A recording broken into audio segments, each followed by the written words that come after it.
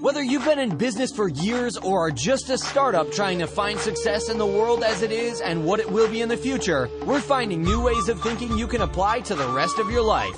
Welcome to Creative Warriors. This is more than career goals. This is business with a soul. Now prepare to create, serve, and be prosperous with your host, Jeffrey Shaw. Hey Warriors, I'm very excited to have Howard Lim with us today. Differentiation is the ticket to success these days. Figuring out how you and your brand stands out from the rest in a world of sameness. We have a lot of responsibilities in business to manage our business, take care of our customers, but I believe your number one responsibility to your future success is creating a brand that is so unique that it can't be duplicated. Regain time and transform your commute, workout, or chores into fun, productive me time. Audible Books is the best way I know of to listen to books on the go. Audible Books is offering you a free audio book to see if you like it. Try it and love it, or cancel it and keep your free Audible book either way. Audible Books, the most effective way I know to turn a mundane task into inspiring time. Go to CreativeWarriorsUnite.com/audible or hit the link in the show notes and pick up your free audiobook today.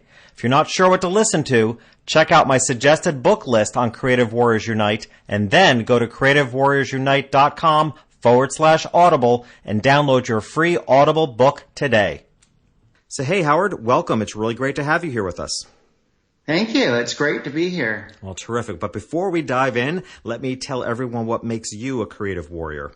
As founder of How Creative, Howard Lim has been building businesses and brands for nearly 3 decades. His passion is helping organizations transform products and services into rich brand experiences that motivate and inspire consumers achieve their aspirations. Howard has shepherded the brands of emerging and Fortune 100 companies such as Apple, Disney, DreamWorks, Honda, Xerox, Namco, HBO, Mattel, and Oracle. A veteran, whole-brained thinker, Howard Lim is dedicated to innovation and through speaking and his seminars has taught more than 75,000 entrepreneurs how to build differentiated brands that connect with customers intellectually and emotionally, proving that an authentic brand accelerates growth, customers' profit, and value. So Howard, here in Creative Warriors, we're all about the handing down of wisdom. So to start us off with, perhaps you can share with us a best piece of advice you ever received, or perhaps a meaningful quote, or even a favorite book, but something that you would offer to inspire us and let us know why. Well, I think it was my brother, quite honestly, that got me introduced into the world of creativity, being an ad agency creative director. And I remember he said that, always reach for the top, always be your best and don't give up. Pursue your happiness, but also do it with a finesse and also with conviction. I love the addition of the word finesse there. Like that just gives it a whole different flavor. I love that. We should do more things with finesse. I love that. Now, throughout the book, you speak about creating a brand that is so unique that it would be difficult, if not impossible, to duplicate. I love that. Absolutely. So tell us that. So why is that? And how is it different? I mean, you've been at this for 30 years and I've been in business for 32 years. And, I had somebody ask me recently when I was being interviewed about how business is different. It's like, we didn't have to care about it nearly as much in the 80s and 90s. It just wasn't as hard. Where today, we have the responsibility to make sure that we stand out. So tell us a little bit about the transition of that. Well, you're right. 30 years ago, just even 20 years ago, there was less products and services in the marketing space. Meaning that if you went down, let's say, cereal aisle, let's say 30 years ago, there'd be a couple big brands like Post and so forth. But there wasn't too much competition. So there's a lot of dominancy in the space with a few companies. That's changed radically now. Now it's about that you have so many products and services that are being offered. Which one are you going to choose? Which product or service resonates with you, with your lifestyle? So things have radically shifted from the model of businesses having a dominance over the consumer. And now the reverse has happened where the consumer has the picking of the choice of their brand. And you just mentioned choice. And this is a point you made in the book I thought was very powerfully made as well, is that we're living in a world of choice. And the fact of the matter is, we're not even choice for our consumers isn't just within even our chosen field. I mean, people are choosing overall what type of experience they have, not just what experience do they want to have in your industry. So talk to us a little bit about the impact of choice. I mean, that I think is one of the biggest contributing factors that I've seen is that we just have so much to choose from. Exactly. Is a big chunk of it has to do with innovation and technology. Where, like, for example, being able to choose your car. Mini Cooper was the first to introduce this, is to customize your car from beginning to end. They knew that most people, when they purchase a car, they would get after market parts to customize their car. So they said, you know what, let's give it to the consumer to choose how they want to customize their car, but be part of the overall experience of building their own car and giving them exactly what they want without having to go to aftermarket automobile parts and displays. And as a Mini owner, I will say to you that, I mean, you're absolutely right. Not only were you given the choice and have fun with it and add the stripes that you want to add, there's also an identity. And I think that's part of your branding process too, is that I'm making a statement about the identity that I want. I mean, yes, Mini Coopers are popular, but it's not mainstream. So in a way, by my choosing that brand, in a way, we're also saying by the brands that we choose, we're letting the world know how we want to be seen. Exactly. It's a sense of like a badge that reflects your values, your personality, your philosophy. So brands now really have to look at what's in it from the consumer's perspective and what's going to actually be an aspiration to literally increase their lifestyle. So much about branding in the past was about fulfilling a need from the standpoint of a benefit or a feature. That's radically shift. It's more about what's going to make me feel the feeling on the inside. What's going to make me feel a particular way. Yeah, I think it's a good point. And I think it's also how people are choosing brands based on what it says about themselves more than it even says about the brand. Yeah. Exactly. And this is the big problem that a lot of smaller companies have. It is big companies. I work with companies that are in $1 billion.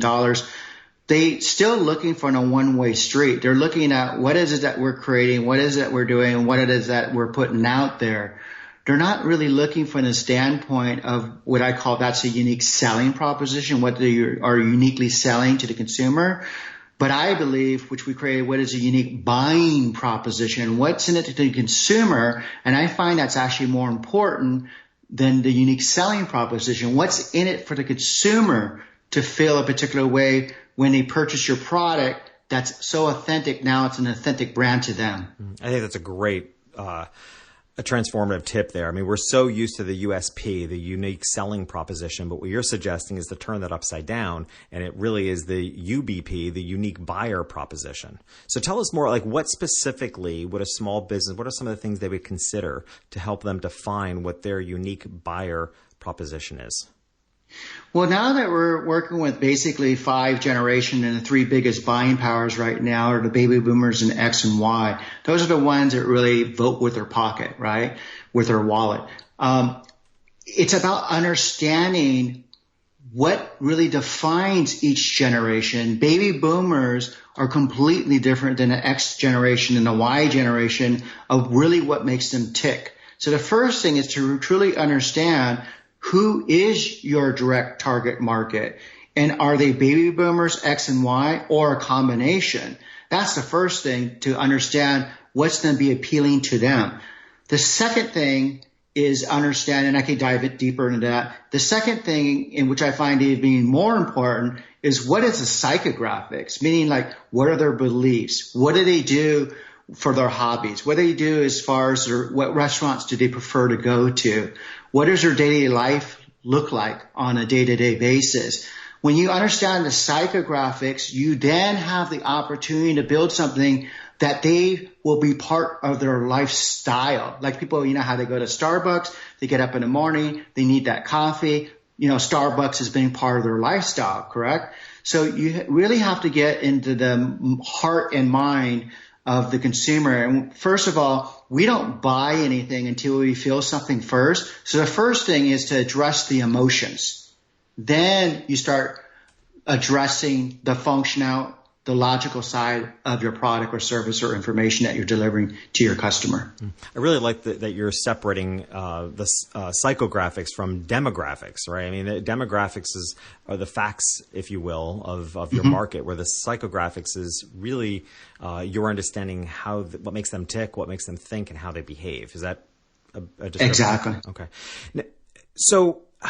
Gosh, so much here. So let's talk about the emotional branding here for a moment, because that's a big thing for me. I recently did a podcast. I wrote an article about emotional branding. I'm actually working on an ebook to provide for free to my audience about emotional branding, because at the end of the day, I started realizing that was what people looked back, at my own career and said, this is, Jeff, something you were particularly good at as a photographer and as a coach, is engaging people by triggering them emotionally. So I'd like to hear more about your perspective of why, what is emotional brand? How do you define it? What are some of the triggers of emotional branding that you see? Yeah, it's really the personality, the persona of the individual. For me, emotional branding is really how you're going to engage them and really spark an emotion within them, like really have it where your product becomes a magnet for them, where they feel a certain way that they cannot get from another product.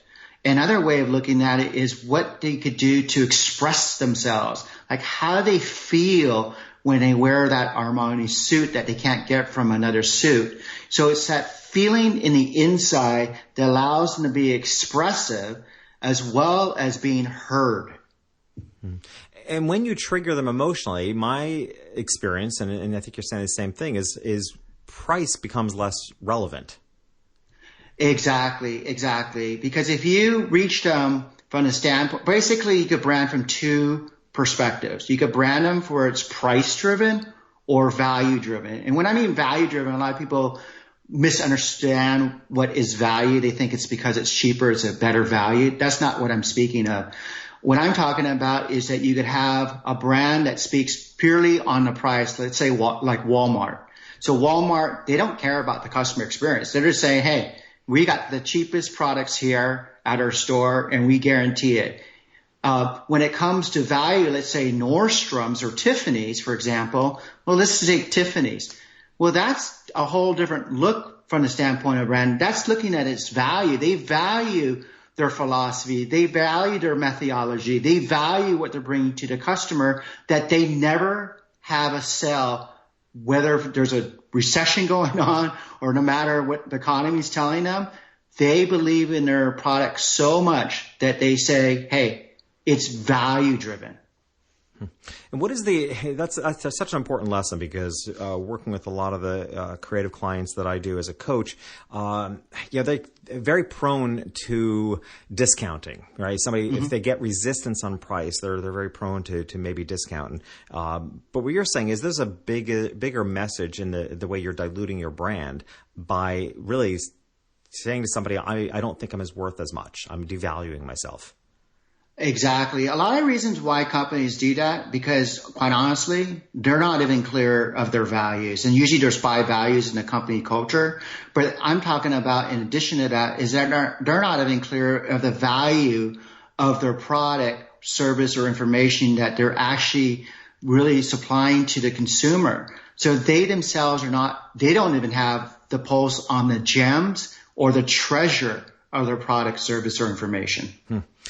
So, in fact, I'm going to kind of riff off that a little bit, because of all the things to take into consideration when building what you refer to as an authentic brand, you actually offer 4 questions in the book that, these 4 questions alone, I think, when one considers, can take them a long ways in branding. I'd love to talk about them. The 4 questions are, and then we can break them down, but collectively the 4 questions are: what do you stand for?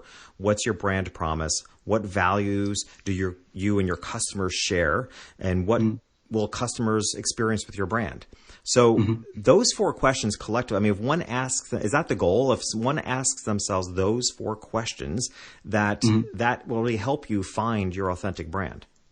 Yes, and exactly. That becomes the ingredient in the DNA of truly what's going to make you unique. And then really what branding, the way I just define branding versus marketing and advertising is first you got to figure out your brand. Exactly. What do you stand for? What's your brand promise? What really makes you distinct based on what you're bringing to the world? If you don't have that clear, your DNA, your authenticity, what makes you unique, and then you start marketing, you're right. That's when people get into problems where they start to have to hassle around pricing, because now they're going to get beaten up because the consumer doesn't see what you really stand for, what truly makes you unique and different, and from the standpoint of the true value of who you are from what you're bringing out to the world. So yeah, it's really important to get that understood and clear. And then what I call that too is like really the heart and the soul of the business.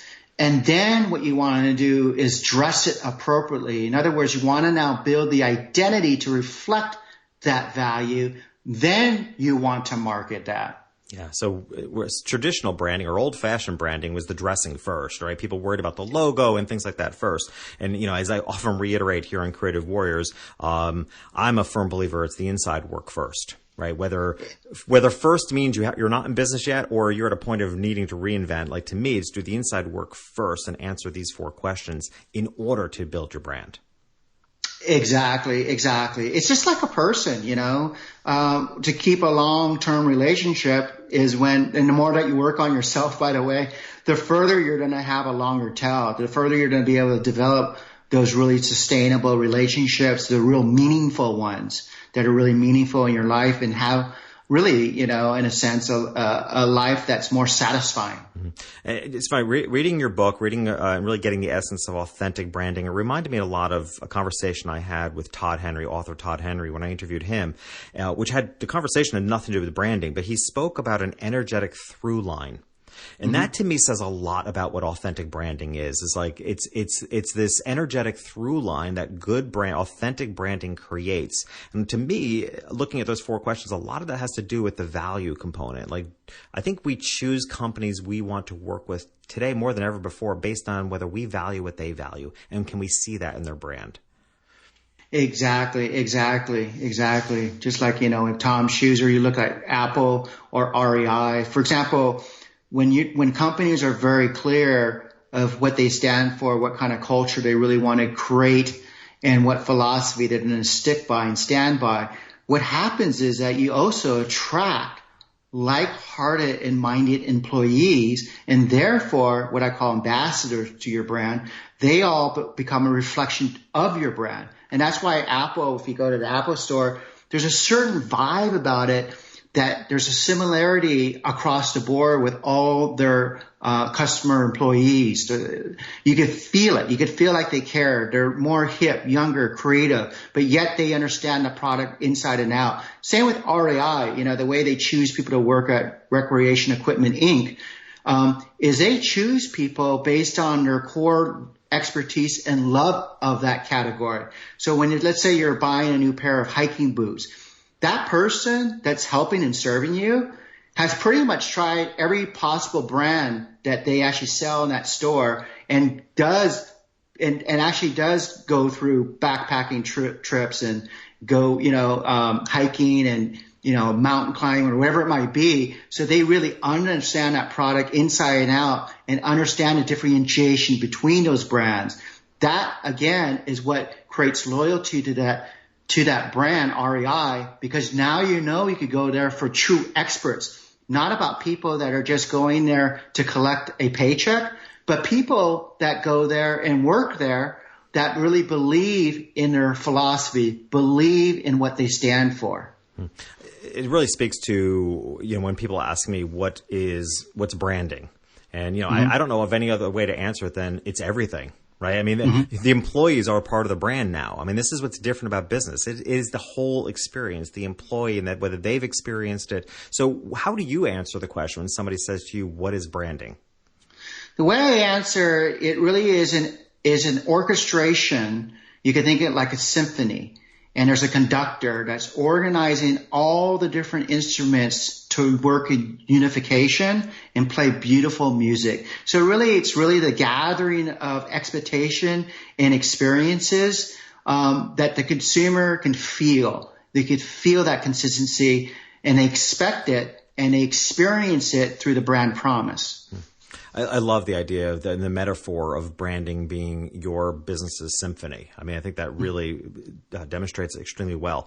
So here's the thing. I mean, we've done a number of episodes about branding because I keep trying to stress the importance of it.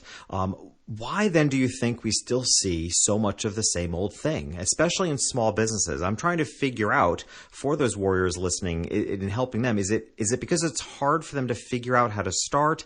Or I've been questioning lately, or is it that people don't go far enough in owning their brand? You mentioned in the book, for example, the airline industry, which I thought was a great example, because you've got a couple of standouts. We've got Virgin and we've got Southwest. They have such a unique brand. But to your point in the book, other than that, the rest of the airlines are a sea of sameness. I mean, there's absolutely nothing different about United and American other than your flight choices. So why then, what's stopping people when knowing that this is so important? Why do you think it's hard for people to get going on branding? Well, first of all, there's a lot of confusion on what is branding. So unfortunately, I've met thousands of people. They say they do branding over the last 30 years. And like there would be this, for example, there'd be a graphic designer, marketing person, advertising person, a copywriter, even a printer was saying they do branding. They do a fraction of what's needed to create the entire story to a brand. So there's a lot of misrepresentation. So then what happens is the consumer goes, okay, that person does branding without understanding the totality of the meaning behind what it is to build a brand. And so they get misled. And so unfortunately, that's happening quite a bit, is there's a lot of fragmentation. So the biggest thing that I find is that then I've had a good fortune of meeting 3 people that really do understand branding, because really what branding started with is, the way I learned, is working with the big Fortune 500 companies where you had 3 medias, TV, radio, and print. So you had 3 medias to master.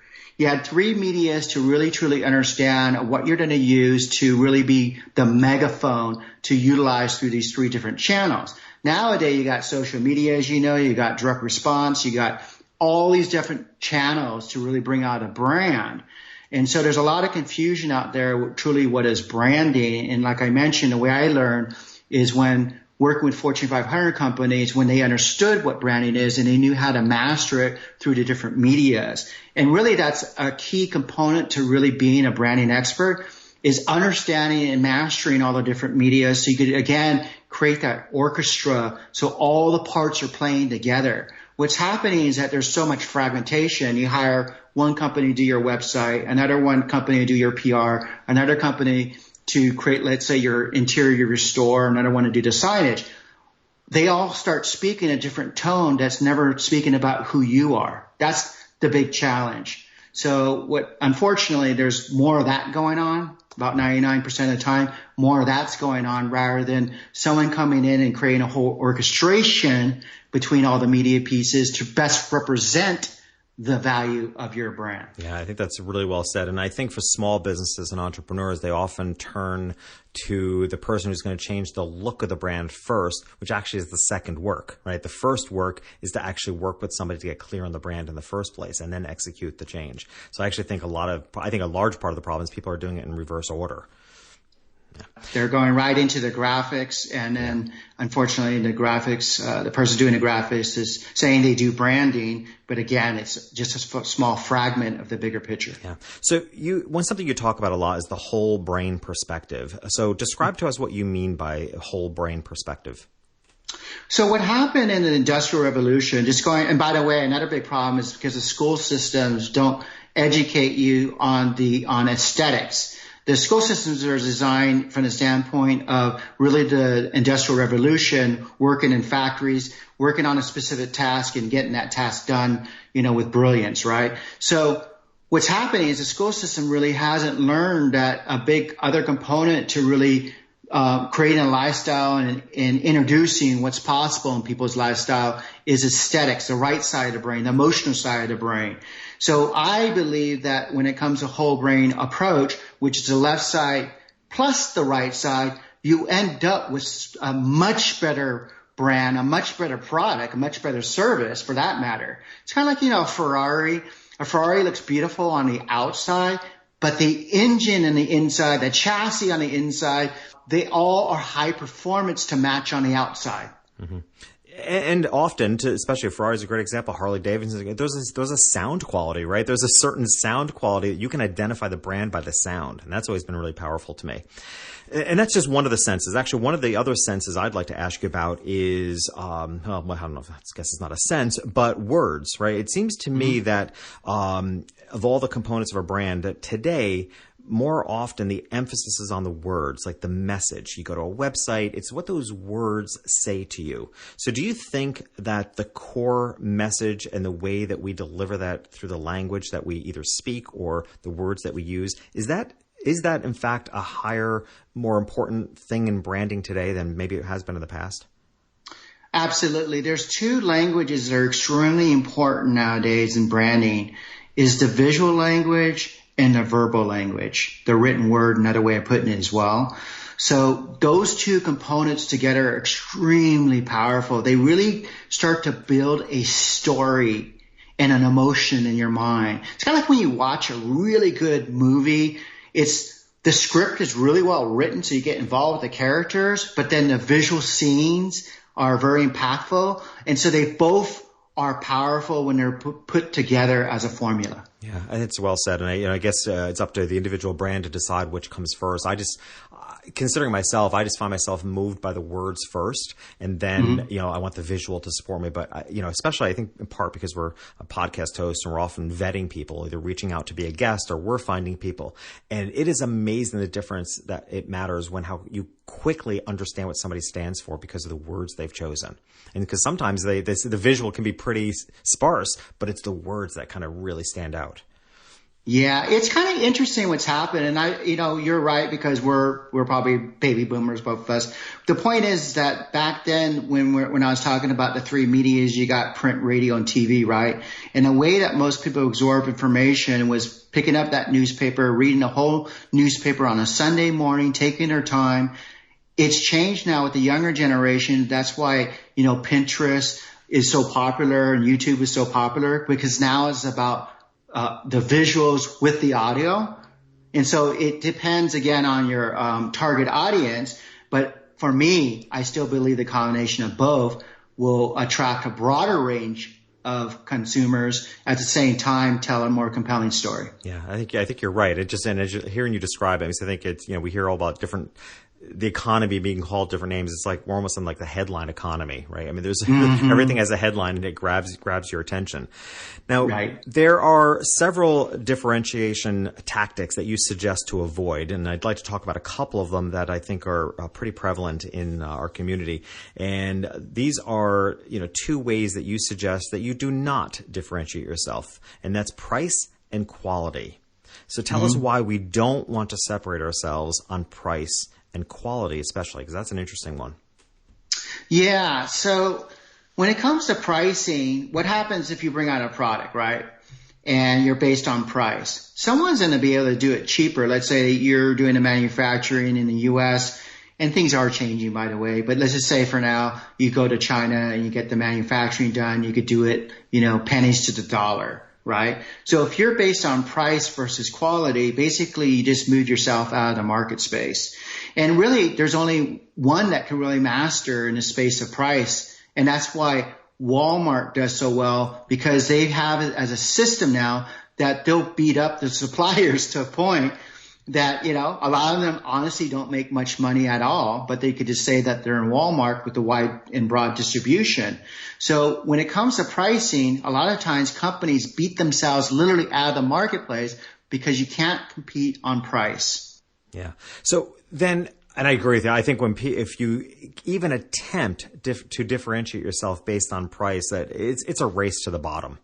Right. I mean, that to me, but this idea of not differentiating based on quality, that's interesting to me because, in the world of creatives and innovative thinkers, we tend to think that that's how we're going to separate ourselves, that we're going to be the best quality. And you're saying that may not be the best way to differentiate yourself. Tell us why.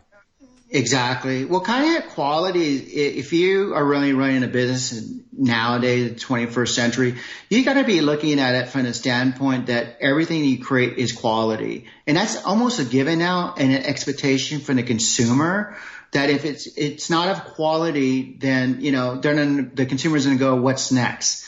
So now you got to look at what can be personalized and even customized to the consumer. And that's the reason why I think, like Apple is a given quality, but really what made them stand apart was the user interface of the consumer, that they could get to customize and personalize, for example, with the iPod with their music.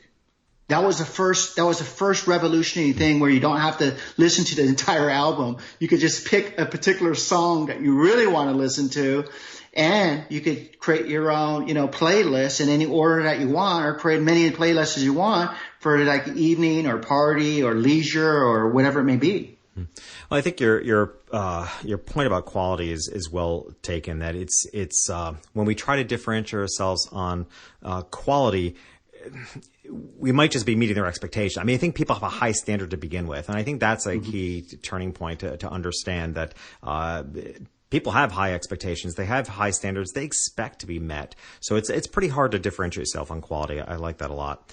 Now, you point out also that brand personality is one of the best competitive advantages. So explain to us what brand personality is and how we might consider, working brand personality into our own businesses.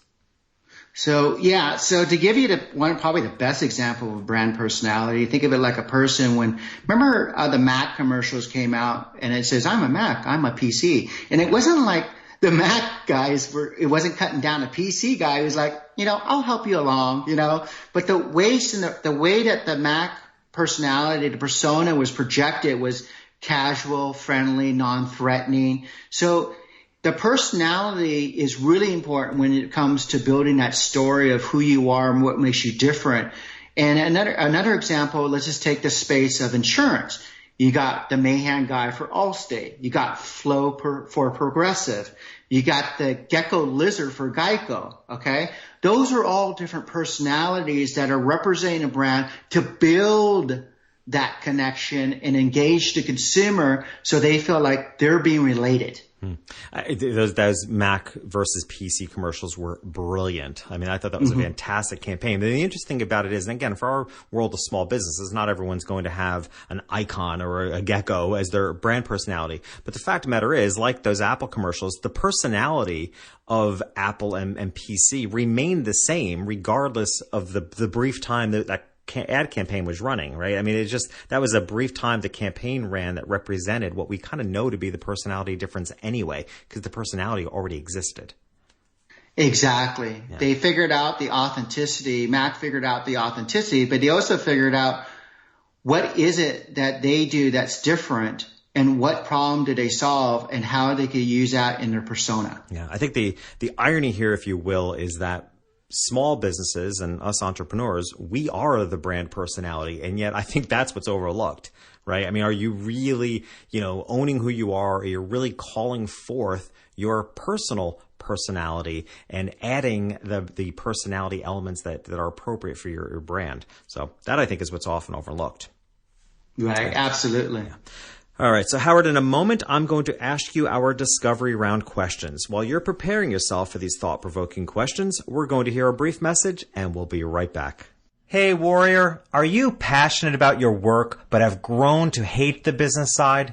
Are you tired of looking for solutions and hearing the same old things about how to improve your business and nothing seems to make a difference? I have a webinar coming up, and I want to show you how to leverage your naturally creative side and use it as an advantage to build your business. Simply text CW Webinar to the number 33444 to register, or go to cwwebinar.com. Success in your business can be much easier than you think. You just need the right information. Don't go it alone. Join me on the webinar. Just text CW Webinar to the number 33444 to register, or go to cwwebinar.com. and learn how to be successful in business when you're marketing yourself and your talent. All right, Howard, it is time for our discovery round questions. Question number 1, what drives you crazy? What drives me crazy is the fragmentation in the business world. What it really drives me crazy is why companies are not as successful as they could be. And there's a formula to that, but I see 99% of companies so fragmented that they're confused of who they're trying to reach and confused of who they are. That's what drives me crazy. That's the reason why I go out there and speak and want to, praise around how to build your brand. Exactly. That leads to the whole brain thinking and bringing it all together. Second question is, looking back, what's something that you can't believe you did for your career? I remember this very clearly. It was my first promotional piece. I really wanted to work with ABC Networks, Columbia Picture, MCA Capital. And back then, it was the start of the digital revolution that I helped form and create by creating some of the first digital pieces. And I remember to get into these big studios, whether you're a firm or a freelancer, they had what's called Portfolio Day. So every Thursday, people would drop off their portfolio, and then you had the creative directors from these different organization businesses would really review your portfolio and then call you in if they liked the work. So I want to do something differently. I want to show that I can make a difference for them by being innovative. So what I did is that with my team, back then FedEx was extremely expensive because FedEx gave birth to overnight delivery, right? And I created this piece that I spent $20,000 on, this printed piece to represent what we can do for your business, like MCA Capital Record, how we can make you different, how can we make you as a leader.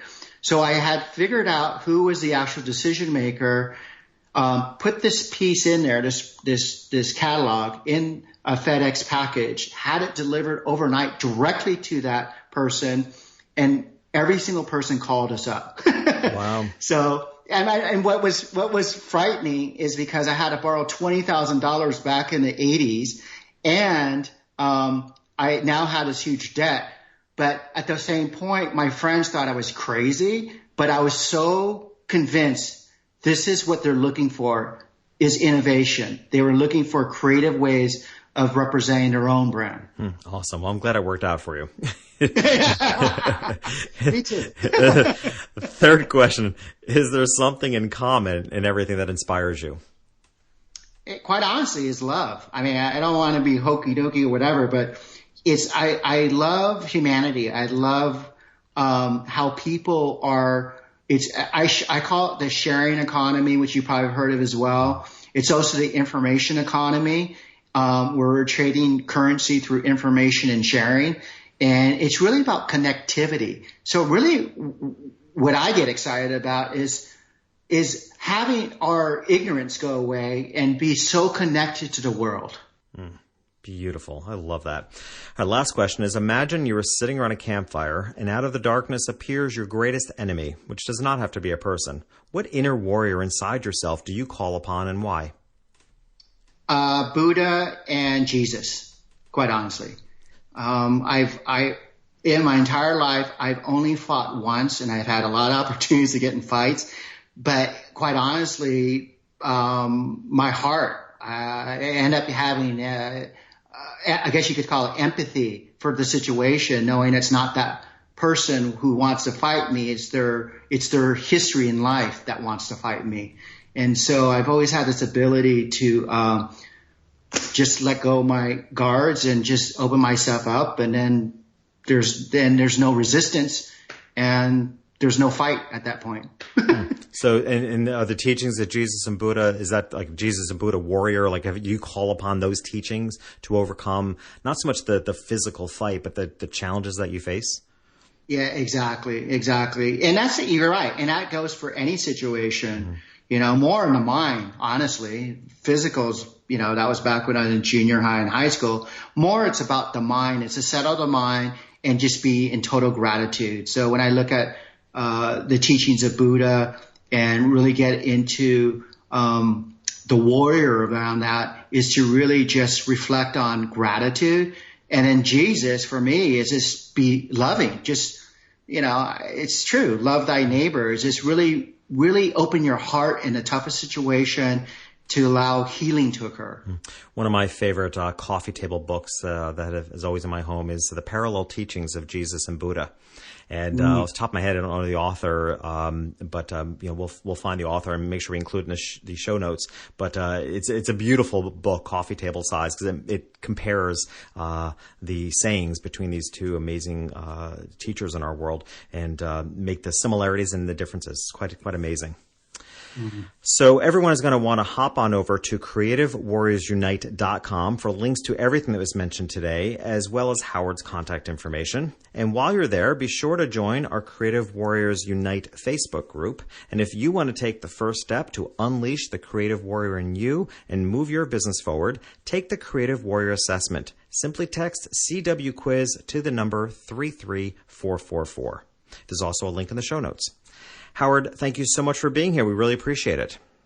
Yeah, thank you. I appreciate it. And, if there are those who really want me to do an assessment on our brand identity, I'd be more than happy to. I have the link that how to brand 123, where I'm offering what is usually $2,000 for $500 to work with you one-on-one over the internet and look at your website, look at your logo, look at the name of the company, and really give you direct feedback of how to improve on it so you can take it back to your designer and make a huge difference in your business and brand. Wow, that's fantastic. So that's normally a $2,000 offer. You're offering for $500. Do I have that right? Correct. Awesome. It's $497. Awesome. Well, we will make sure that the link is available so that any warriors can take advantage of. Truly, that's an amazing opportunity because you're a world leader in branding. So, what an amazing opportunity to take advantage of your knowledge. So, thank you for that. We appreciate that. So that's it for now, warriors. Let's go out, create, serve, and be prosperous. Thank you. Thanks for joining us for another episode of Creative Warriors. Make sure you visit our website, creativewarriorsunite.com, for more information on our online coaching program, The Creative Warrior Unleashed, to provide you with practical action steps to achieve your goals. We look forward to seeing you next time. So until then, create, serve, and be prosperous.